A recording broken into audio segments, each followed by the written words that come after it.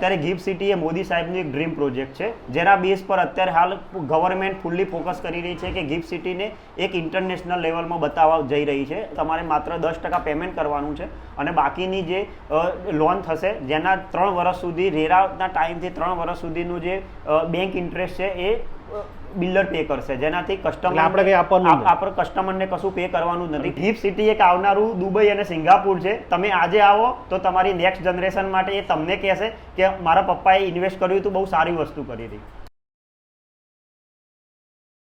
અત્યારે ગુજરાતનું gift city બહુ ચર્ચાનો વિષય બનેલું છે અને અહીંયાના જેટલા પણ ઇન્વેસ્ટ લોકો કરે છે ને તો રાતોરાત લાખપતિ પણ થઈ જતા હોય છે, કરોડપતિ પણ થઈ ગયા છે. પહેલા તો રાહુલભાઈ જય શ્રી કૃષ્ણ. જય શ્રી કૃષ્ણ કમલેશભાઈ.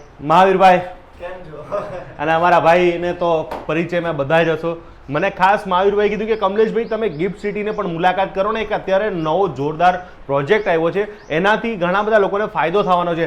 રાહુલભાઈ, અત્યારે ગિફ્ટ સિટીની વાત કરીએ તો ગિફ્ટ સિટીની અંદર લોકો કેમ રોકાણ કરે છે, એની અંદર પૈસા આપણા કેમ વધવાના છે કે કેમ રોકાણ કરવું જોઈએ, એના વિશે મને ચર્ચા કરો. કમલેશભાઈ, વાત કરીએ તો સૌ પ્રથમ અત્યારે એક એવું કહેવાય છે કે તમારા એફડીમાં પૈસા હોય કે ના હોય, પણ ગિફ્ટ સિટીમાં ઘર હોવું જરૂરી છે. કેમ? એનું કારણ શું? આપણે ઘર તો હોય જ છે યાર. કારણ કે એનું કારણ છે કે અત્યારે ગિફ્ટ સિટી એ મોદી સાહેબનું એક ડ્રીમ પ્રોજેક્ટ છે, જેના બેઝ પર અત્યારે હાલ ગવર્મેન્ટ ફૂલ્લી ફોકસ કરી રહી છે કે ગિફ્ટ સિટીને એક ઇન્ટરનેશનલ લેવલમાં બતાવવા જઈ રહી છે, જેનાથી જે ઇન્ટરનેશનલ ક્લાયન્ટ છે, જે મોટી મોટી કંપનીઓ છે, જે ગવર્મેન્ટ ઈચ્છે છે કે ગુજરાત એક બીજું દુબઈ સિંગાપુર બને, જેના માટે મોટી મોટી ઇન્ટરનેશનલ કંપનીઓને એ લોકો ઇન્વાઇટ કરી રહ્યા છે અને એના માટે એક પ્લેટફોર્મ પૂરું પાડી રહ્યા છે.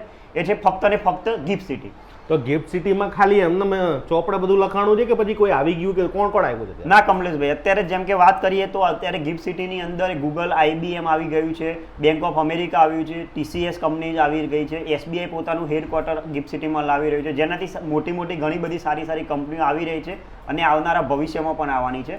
આ ઉપરાંત આપણે ઇન્ટરનેશનલ લેવલે વાત કરીએ તો દુબઈ ગ્રુપ પોતે એક રિવરફ્રન્ટ પાસે એક SEZ એરિયામાં એક સારું એવું એન્ટરટેનમેન્ટ ઝોન ડેવલપ કરી રહ્યું છે. F1 રેસિંગ પણ આ ગિફ્ટ સિટીમાં આવી રહ્યું છે. USA એમ્બેસી ગિફ્ટ સિટીમાં આવી રહી છે, જેનાથી ગિફ્ટ સિટીનું ભવિષ્ય બહુ ઉજળું છે અને મોદી સરકારનું સપનું છે. અહીં તો વાત રહી હવે આપણે આ બધી કંપનીઓ આવી રહી છે. મેં એવું સાંભળ્યું છે કે આપણે એવી આટલામાં એક ઓફિસ એવી છે કે જે ઓફિસમાં આપણે લીધા બાદ આપણે ટેક્સ ના ભરવો પડે, એવું સાચી વાત છે? બિલકુલ સાચી વાત છે કમલેશભાઈ. જેમ કે વાત કરીએ તો જે ગિફ્ટ સિટીની અંદર SEZ એરિયા છે, જે SEZ એરિયાની અંદર તમારે આઈટીમાં છે કે ફાઇનાન્સ કંપની જો તમારી પાસે હોય તો જેનું તમે ગિફ્ટ સિટીથી ઓપરેશનલ કરો છો તો એમાં તમને ટેક્સ બેનિફિટ આપવામાં આવી રહ્યો છે. ટેક્સ નહીં ભરવાનો? રાઈટ સાહેબ. તો ભાઈ રોકાણ કરવા જેવું તો હવે મને એ જણાવો કે અત્યારે પહેલા લોકો જેને રોકાણ કરેલું છે તો એ લોકોને કઈ ફાયદો થયો છે કે પછી ખાલી ગયા ખાતે? ના, બહુ ફાયદો થઈ રહ્યો છે. જેમ કે હું તમને વાત કરું તો જ્યારે ગિફ્ટ સિટીની અંદર રેસિડેન્શિયલ ઝોનમાં જ્યારે શોભાએ પોતાનો પ્રોજેક્ટ લોન્ચ કર્યો ત્યારે જે 4500નો રેટ હતો એ અત્યારે હાલ ગિફ્ટ સિટી 9000 રૂપિયા સ્ક્વેર ફૂટના ભાવે ગિફ્ટ સિટી ડબલ થઈ ગયા.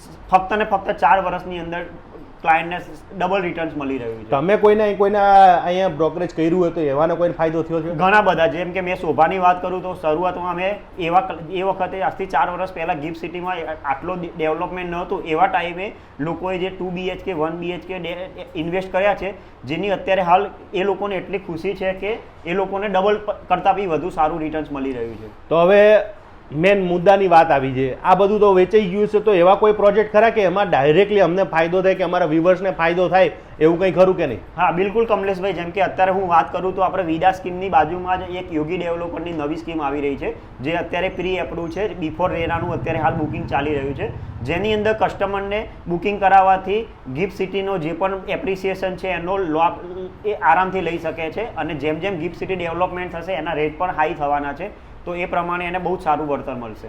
તો પછી એમાં પૈસા કેવી રીતના ભરવાના થાય? જેમાં અત્યારે હાલ યોગી ડેવલપરની વાત કરીએ તો જેમાં એ લોકોનું એક સારી એવી ઓફર છે, જેની અંદર તમારે માત્ર 10% પેમેન્ટ કરવાનું છે અને બાકીની જે લોન થશે, જેના 3 વર્ષ સુધી રેરાના ટાઈમથી 3 વર્ષ સુધીનું જે બેંક ઇન્ટરેસ્ટ છે એ બિલ્ડર પે કરશે, જેનાથી આપણે કસ્ટમરને કશું પે કરવાનું નથી, ફક્ત 10%. 3 વર્ષ પછી કદાચ પૈસા મળશે કે નહીં મળે? હા કમલેશભાઈ, 3 વર્ષ પછીની વાત કરીએ તો જો સમજી લો કે આની અંદર 30% બી રાઇઝ આવે છે તો બી એનું જે ઇન્વેસ્ટમેન્ટ જે અત્યારે હાલ મિનિમમ 6 લાખનું ઇન્વેસ્ટમેન્ટ છે, જે આરામથી એને 18 થી 21 લાખ રૂપિયાનું રિટર્ન્સ આપશે.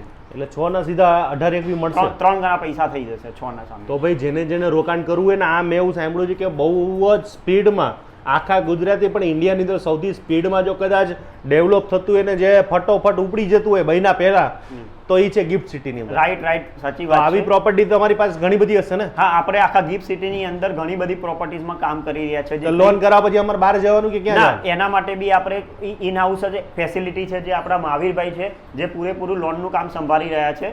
અને આપણે અહીંયા ગિફ્ટ સિટીની અંદર જ ઓફિસ છે જેનાથી કસ્ટમરને દરેક પ્રકારનો સંતોષકારક જવાબ બી મળશે અને એનું ઇન્વેસ્ટમેન્ટ કંઈ નહીં ડૂબે, કારણ કે અમે એનું પ્રોપર એનો અભ્યાસ કરીને પછી કસ્ટમરને એનું બજેટ પ્રમાણે ઇન્વેસ્ટ કરાવીએ છીએ. પછી આ ઉઠી જાય કે એવી કઈ નહીં થાય ને? ના, એવી કોઈ શક્યતા જ નથી, કારણ કે અત્યારે હાલ ગવર્મેન્ટ ગિફ્ટ સિટીને ઇન્ટરનેશનલ લેવલે પહોંચાડવા માગે છે. જો એકાદ પ્રોજેક્ટમાં પણ જો પ્રોબ્લેમ આવે છે તો જેનાથી ઇન્ટરનેશનલ લેવલે ગિફ્ટ સિટીની છબી ખરાબ થશે.